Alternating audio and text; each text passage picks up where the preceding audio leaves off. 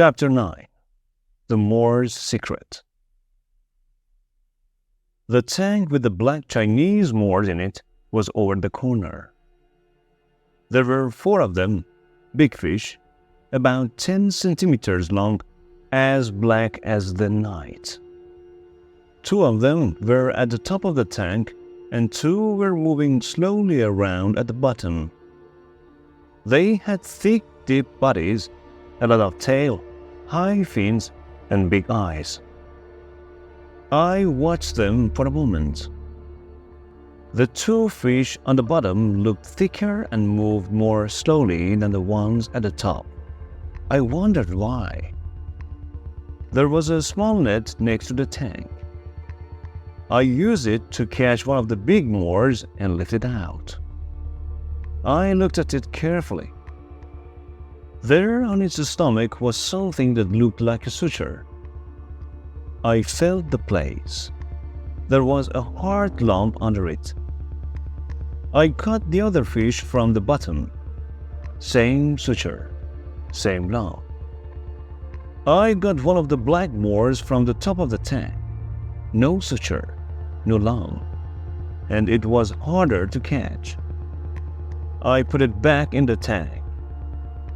My business was with the other 2 fish. I like goldfish, but business is business and crime is crime. I took my coat off and picked up the knife. The job took about 5 minutes and it was not pretty. Then I held them in my hand, about 2 centimeters across, heavy, round, milky white, and shining with that beautiful light that belongs only to them. The Leander pearls. I washed them, put them in a piece of paper, and put my coat back on. I looked at Madam, his eyes full of pain and fear. I didn't care about Matter. He was a killer. I went out of the fish room. The bedroom door was still shut. I went downstairs and picked up the phone.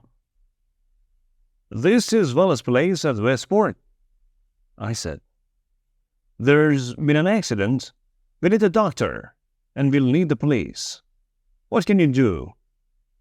The girl said, "I'll try and get you a doctor, Mr. Wallace, but it may take a little time.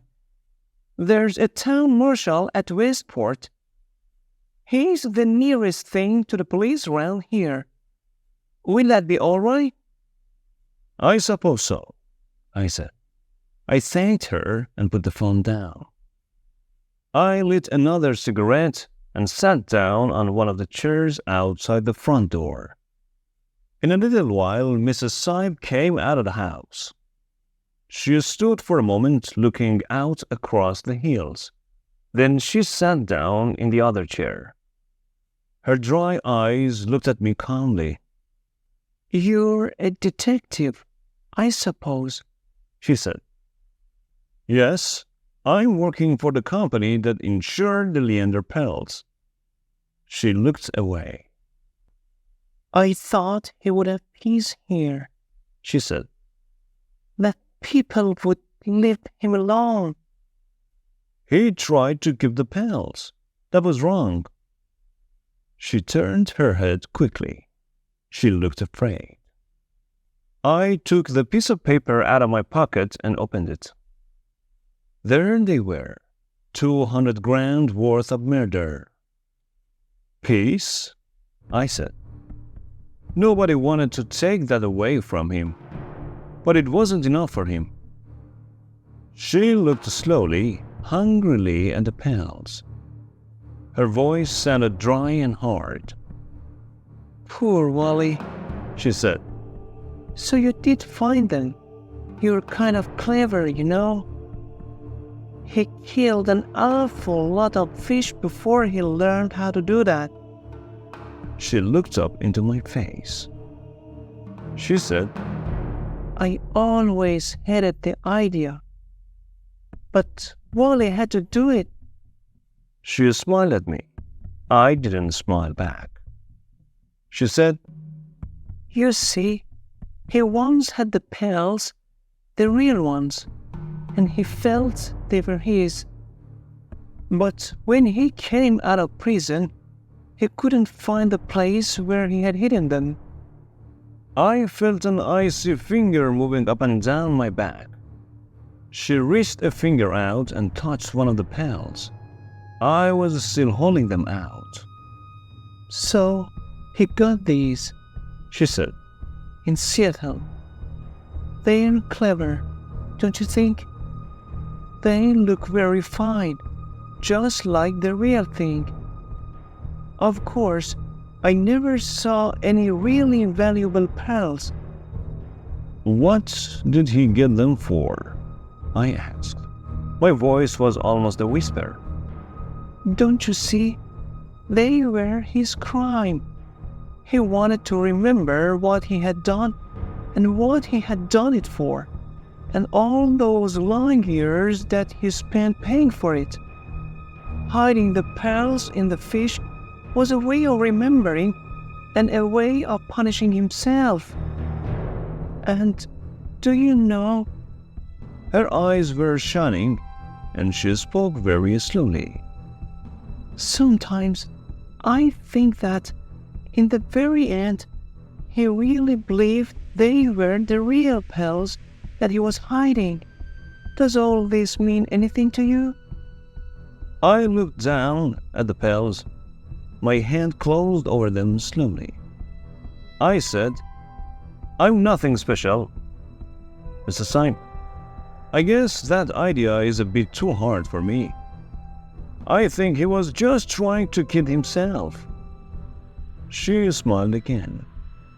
She was good-looking when she smiled. Then she said lightly, Of course, you would think that. But me, oh, well, it doesn't matter much now. May I have them to remember him with? Have them? The phony pearls? Surely you don't... I stood up. An old Ford car without a top was coming noisily up the hill. The man driving it had a big star on his shirt. Mrs. Syme was standing next to me, with her hand out. The look on her face said how much she wanted the pearls. I grinned at her in sudden anger. Yeah, you were very good in there for a while, I said. I almost believed you. I had a cold feeling all down my back, lady. But you helped. Phony was the wrong kind of word for you to use. And you were too good and too fast with that gun. But most of all, it was Syme's last words. The Moors, Hattie. The Moors. You don't use your last words for something that isn't real. And he wasn't stupid enough to kind himself all the way. For a moment, her face didn't change at all. Then it did. Something nasty showed in her eyes. Then she went into the house and slammed the door. I put $25,000 safely into my pocket. $12,500 for me and $12,500 for Kathy Horn.